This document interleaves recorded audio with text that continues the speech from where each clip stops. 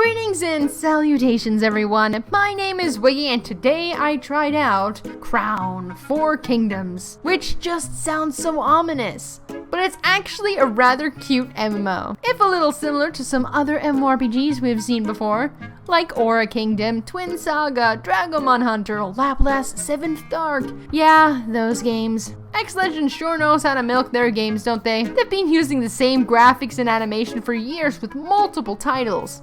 Either they're genius game makers or we're all stupid for falling for every new game they release, hoping that it would finally be a good anime MMORPG to consume our times with. Whichever it is, I jumped down the metaphorical rabbit hole and played Crown 4 Kingdoms, a cross-platform anime-inspired MMORPG. Oh boy, I just can't wait to see how this game plays. So, Crown 4 Kingdoms, or let's just call it Crown for short, is, for all intents and purposes, a mobile game. Let's just make that clear right here, right now, for everyone. Whilst you can play this game on your PC without the use of an emulator like BlueStacks or Nox, it started off as a mobile title and didn't change from there. Due to this, most of my screen was covered in literally everything you could think of, from a giant quest objective list to all of these other useless blobs on my screen that I just wish I could get rid of or minimize, but there's no help or minimize button to be found. To top that all off,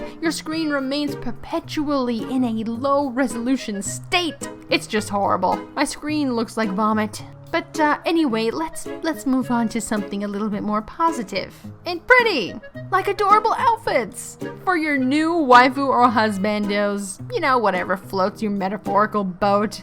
And the good news is, guys, there's no gender-locked classes in this game for once.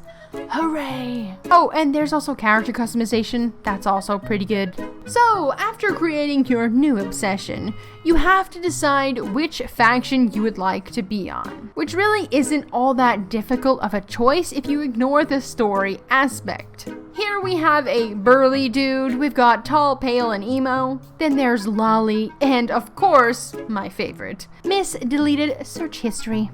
The choice is of course obvious. Don't judge me, guys. Now, Crown didn't start off that bad in my opinion. I've played worse MMORPGs in the past. Much worse. But it quickly became apparent it was steered pretty strongly in the direction of autopathing. And when I say strongly, I mean it. It's actually quite hard to regain control of your character once the autopathing begins. Completing missions or loading through screens automatically places you on autopath, and it becomes quite irritating whilst trying to actually play the game. You know, what you're supposed to do when you go and load up a game. You're supposed to play it, which seems obvious, but to this game, clearly it isn't. Autopathing is practically pushed upon you at every section of the game. Like seriously, game, let me play you. Don't play for me. No, I can attack the monster myself, damn it. Don't do it for me. God.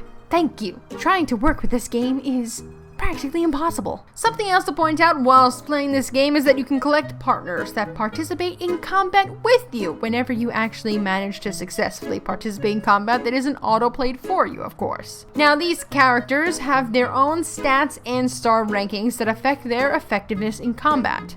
These heroes are gained through the dreaded gacha system, of course. You can get more than just heroes from the gacha system, as you can also get mounts and costumes, and the more commonly found item of nothing, because you're unlucky just like me. Welcome to the family, everyone. A pleasure to be here, I'm sure. Either way, it is pretty nice to be able to collect heroes whilst playing through this game. Not that you really need it, as the game is relatively simple and easy. Crown also has a unique kingdom system, where you devote resources to better the city, unlocking different skills as you do so, which was quite interesting, I do say so. Ranking up the kingdom also benefits you, however. It's a give and get back relationship. The best kind, really. Now to talk about the combat in a little bit more depth, it's relatively good, whenever you actually gain the ability to attack, that is. The skills are flashy and fun to use, even if the monsters are relatively weak to fight against. Now my main gripe with Crown is that everything is so auto-path driven, and it's really hard to enjoy playing this game when you literally have to struggle against the game itself. But at least there's one thing you can find solace in, and that is the fact that you can caress or pet, massage, you know, one of those things to your companion. It's great. You can touch them like they're there with you, next to you. You know, it's a weird feature. It's cool. It's weird. It's probably a mixture between the two. Quality game right here, guys. Quality game. Let's move on. So to tell me about my experience with Crown 4 Kingdoms.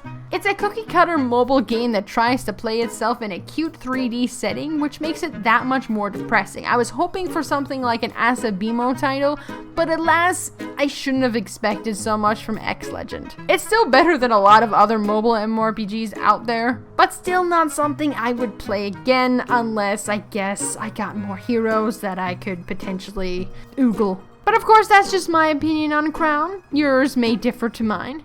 And if you guys have any suggestions of what I should play next, feel free to let me know in the comment section. I would love to try them out eventually. Either way, guys, good day, night, or afternoon, wherever it is where you are, and I will be seeing you guys next time.